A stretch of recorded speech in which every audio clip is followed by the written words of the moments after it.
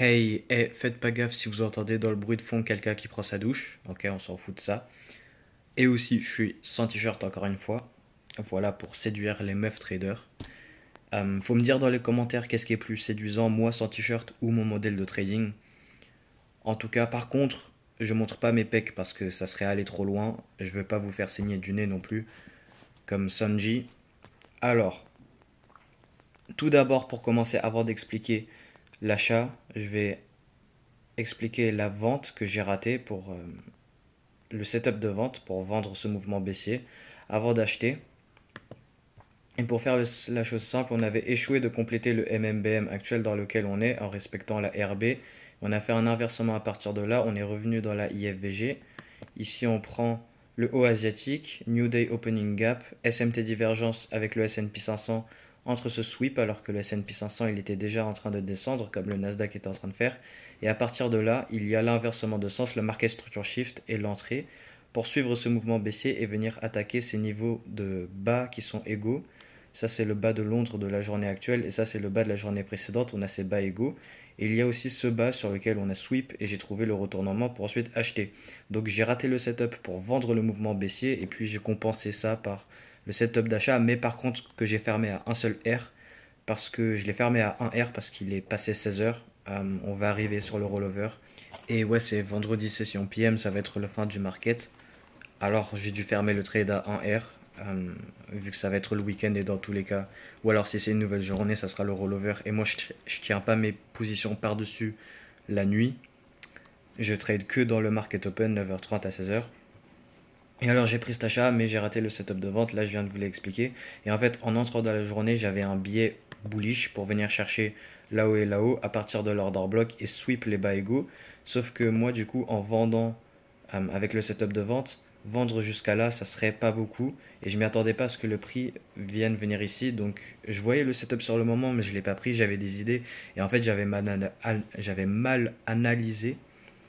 Et ouais, j'ai raté le setup. Et je m'y attendais juste à ce que. Je savais que le prix il allait descendre à partir de ce point-là. Il allait utiliser ce point-là pour injecter la vente ici, pour ensuite aller ici, pour ensuite me donner mon achat. Sauf que j'avais pas pensé à vendre pour ensuite acheter. Et en réalité, le setup de vente là-dedans, il était super. J'avais juste mal analysé. Et ouais, quoi. Et sur le 5 minutes, en allant ici, on a le marqué structure shift. Ici, shift de structure. Et puis retour dans la fair value gap pour ensuite vendre vers les niveaux de liquidité. Là, le 2 RR n'aurait pas été atteint. J'ai enlevé les dessins, mais voilà, je vous ai expliqué le setup. Et puis là, il y aurait eu le 2 RR. Et après, ce qui s'est passé, c'est qu'on est arrivé sur cette fair value gap sur le 4 heures, sweep les bas égaux, la journée précédente, plus le bas de Londres, ce bas là, et puis inversement à partir de là, on a eu cette belle clôture H1 par la suite de mon entrée. Et ce qui s'est passé, c'est qu'il y avait cette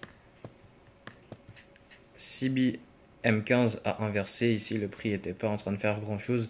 Et puis, il y a eu cette bougie de displacement sur le 15 minutes. Mais avant ça, ça s'est montré par ce market structure shift en 5 minutes. J'aurais acheté sur cette bougie. Sauf que moi, en fait, j'aimais pas trop entrer à l'intérieur de ça, puisqu'on était encore à l'intérieur de cette sorte de consolidation, cette distorsion qui se faisait. Et là, dans la macro de midi, le début du mouvement il s'est lancé et j'ai pris mon achat sur ce retest parce que j'avais attendu la clôture M15 et j'ai bien aimé la clôture M15 même si elle n'a pas IFVG, j'ai quand même aimé. Et une fois que j'ai eu cette confirmation à M15, j'ai trouvé mon achat et j'ai pris mon achat pour viser la liquidité opposée pour enfin faire mon biais haussier parce que comme je vais me répéter pour que ça soit 100% clair, avant le market open en analyse prix market, je m'y attendais à ce que le prix il baisse pour prendre ses bas égaux, me former un setup d'achat pour ensuite acheter. Sauf que je ne savais pas et j'avais mal analysé, j'avais pas vu ce bon setup de vente pour aller chercher les bas égaux une fois entré dans le market open. Donc au final, j'ai que pris l'achat et je l'ai fermé à 1 R et j'ai raté les deux R avec le setup de vente là-dedans. Et voilà pour les deux setups de trade aujourd'hui. Ouais, excusez-moi pour les coupures. Je vais juste terminer le récap de trade. Pour moi, j'ai tout dit. Mais sur le 4 heures, sur l'US 30, pour ce qui est du setup d'achat, forcément sur le moment de la bougie H4, quand elle était en bas ici, moi je prévoyais est-ce qu'elle ferme au-dessus de cet order block. Parce que moi, pour framer ce setup, euh, j'utilisais ce point de liquidité qui est ces bas égaux, ce niveau de liquidité, cette fair value gap et cet order block. Sauf qu'au moment de cette bougie 4 heures, on était tout en bas ici. Sauf qu'on a fermé au-dessus, comme je savais qu'on allait le faire avec les signes sur les temporalités plus petites, il y a cette belle clôture H1. Et généralement, le setup que je vous expliquais là-dedans, il est un peu simple, il n'y a vraiment pas grand-chose, hein. Des niveaux de liquidité, points d'intérêt higher time frame, il n'y a pas de SMT par contre. Et puis retournement à l'intérieur de ça pour viser ce MMBM. Là, au moment où je tourne ça, il est actuellement 16h54. C'est encore en cours. Mais, euh, mais ouais, quoi. Donc le MMBM, il n'est pas complété. J'ai pas mon 2RR. Je suis juste sorti à 1R juste avant 16h. Et voilà.